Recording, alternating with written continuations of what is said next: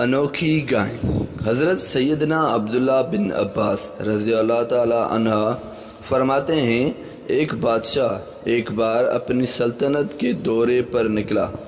اس دوران ایک شخص کے پاس اس کا قیام ہوا۔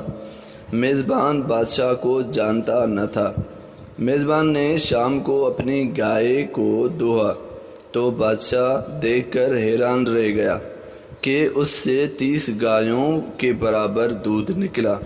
اس نے دل ہی دل میں وہ انوکھی گائیں چھین لینے کی بری نیت کر لی۔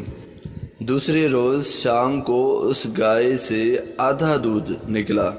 بادشاہ نے جب تعجب کا اظہار کیا تو میزبان کہنے لگا، بادشاہ نے اپنی رعایا کے ساتھ ظلم کی نیت کی ہے، جس کی نحوست سے آج دودھ آدھا ہو گیا ہے کہ جب بادشاہ ظالم ہو تو برکت ختم ہو جاتی ہے۔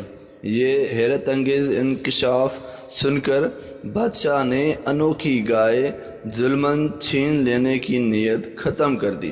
چنانچہ دوسرے دن گائے نے پھر اتنا ہی دودھ دیا جتنا پہلے دیا تھا۔